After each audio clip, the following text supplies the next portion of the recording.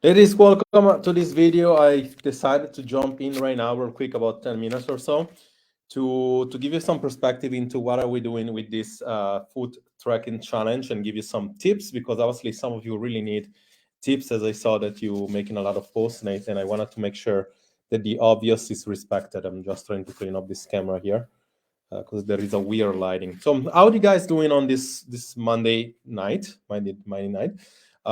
Tell me if you're here live, say hi. Just let me know that you're here.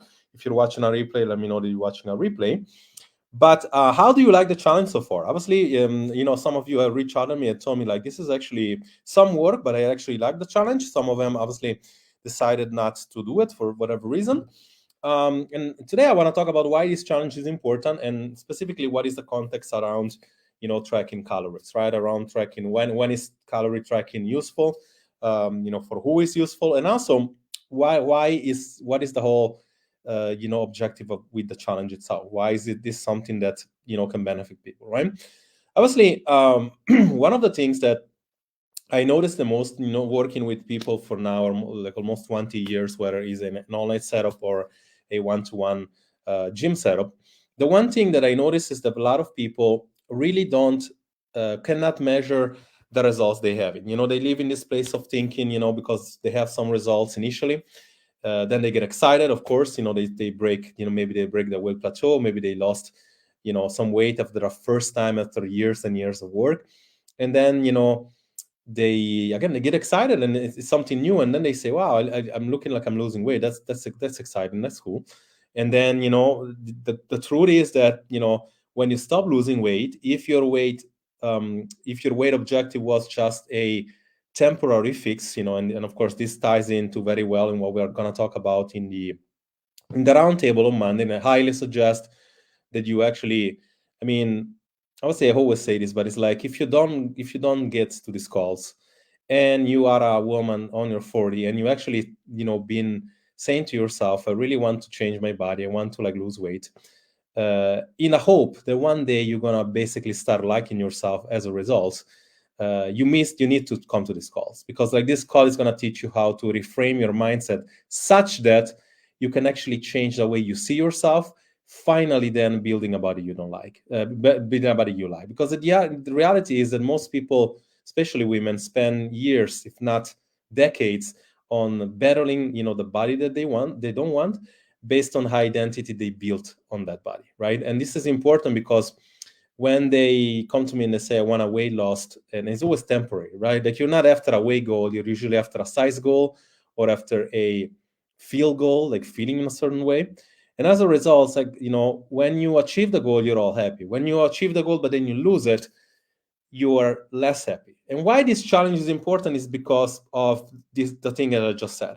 Whether you achieve the goal or you lose it, and when you lose it, then you're not happy. And the problem is that most times, as we just had a check-in not too early, with a client, and the most time the difference between somebody seeing the results in a sense of a factual point of view, meaning like there are facts that says, okay, you lost weight this month, you lost measurements, you improve your, the way you improve, like you're tracking your calories. So we know that we know that your loss are real, and we can actually sense that this thing is real, right? Like I can measure that. It's measurable. What get measured, get accomplished.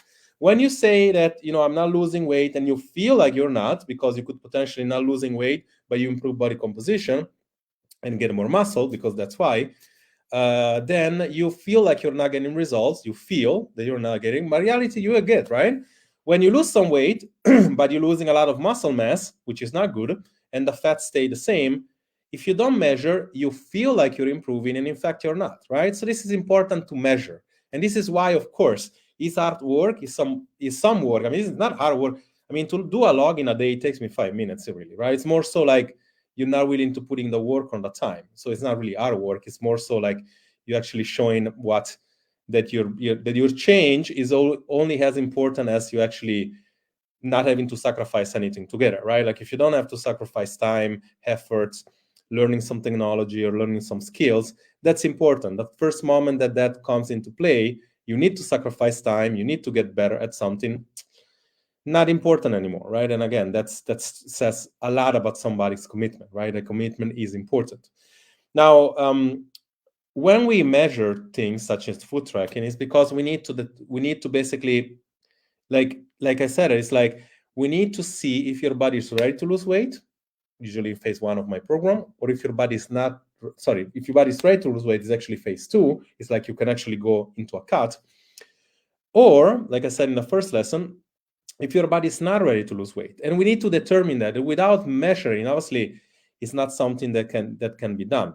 Now, the good thing is that you don't need to measure forever. The one thing that I'm taking home, and again, we could be here talking for hours, but we have about 10 minutes before I have my next check-in, is that the thing is that you want to use this as a strategic technique of a, like kind of like a time frame, meaning like you're going to use that for a certain amount of time and you're going to make this effective.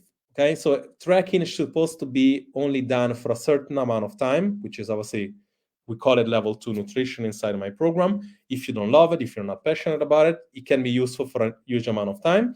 And also, you should not be tracking macros, like a lot of people say, like, you know, how many protein, how many carbs, how many fat, how much alcohol. Like, you shouldn't be tracking all that stuff. There should really be only two things you're tracking. Number one is the calorie, and number two is the protein. If your calorie is within target, what we need to target. If your protein is within the other target, high amount of protein will determine your metabolism working well and effective, right? You know, not slowing down, you know, in other words. Then the other thing would be obviously getting enough water. But the only thing you should really tracking is those. Now, tracking, it can be a little bit tricky as well for people that are, like, if you are a full-blown diagnosed eating condition, such as anorexia, bulimia, something of that nature, you want to be careful. I'm not saying that you cannot use it. We use it with several people in the past in my program, but you want to be careful because it's much like those that has some, you know, psychological component around weight. And I say to them, even if we're working together, I say, if that's the case, don't weight yourself. Just take your measurements. Just look at how your pants fit. You know, they fit looser. Or, I mean, when you attach an emotion towards something like tracking calories or towards that, not the best idea, because like it's not detrimental if something is going to happen to you. It's more so like it's not useful, because whenever you don't see something going the way you want it to go, you're going to get frustrated and you might want to quit, or you might feel like very unmotivated and frustrated, right? So with this being said, you know, and I do want to see here, like, hopefully I haven't talked for like that for this long for anything. I think it is live, right? Yes, it is.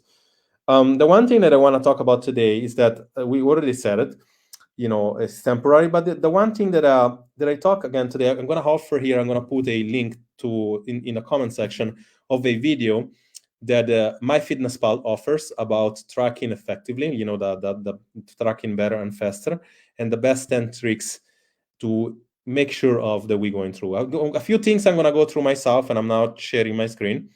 And the one thing that I wanted to share is that according to what whenever I do it myself, you know, let me just see if I can.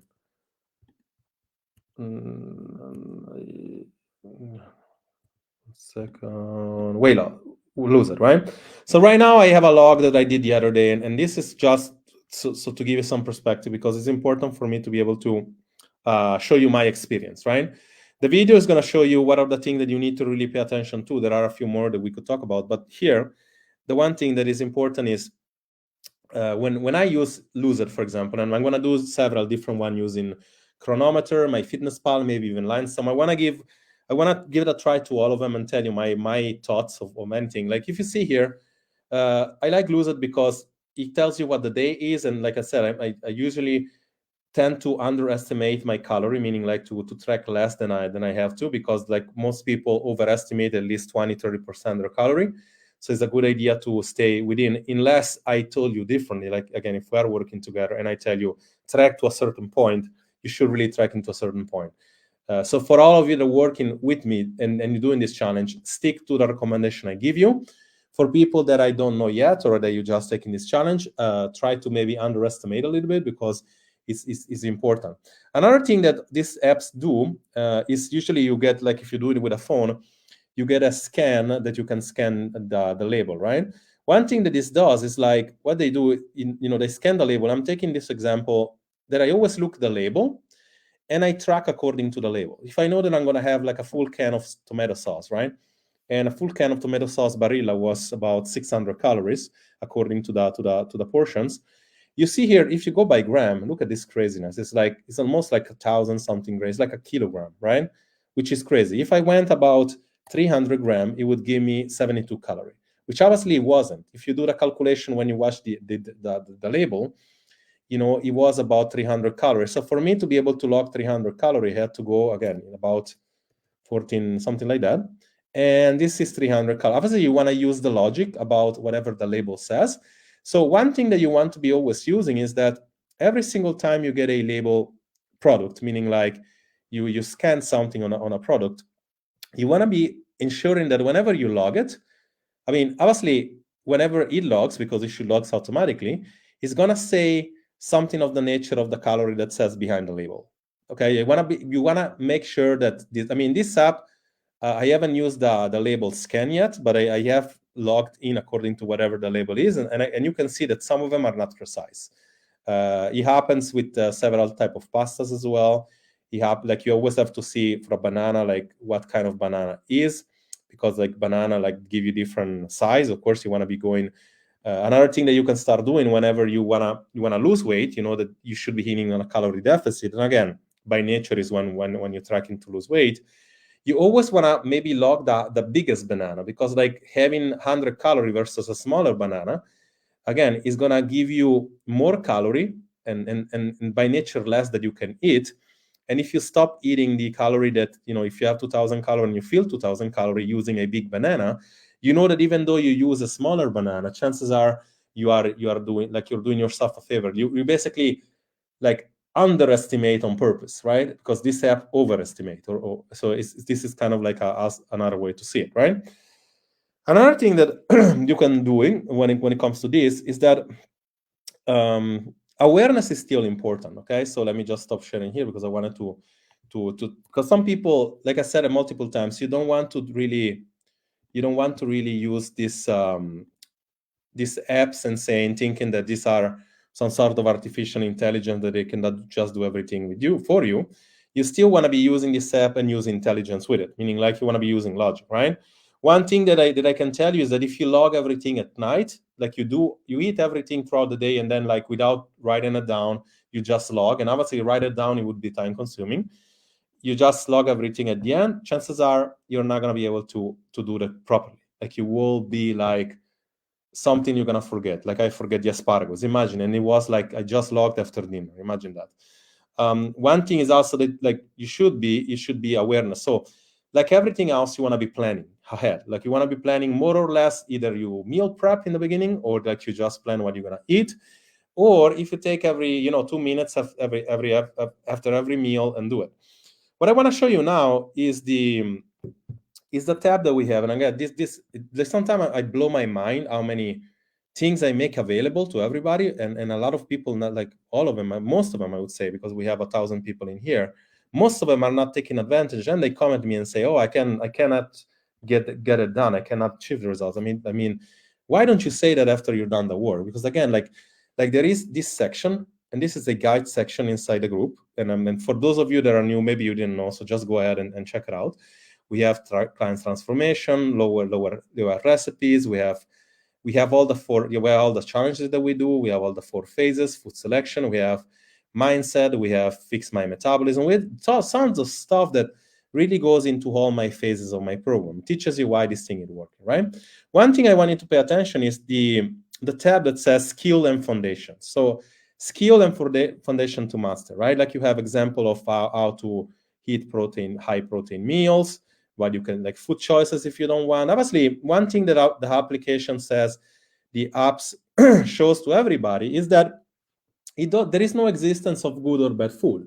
Even if you have an adapted metabolism, even if you have my personal favorite Nutella, which is like this spread of chocolate spread, like you still will see results if you under eating in your calorie. You should see results still, right?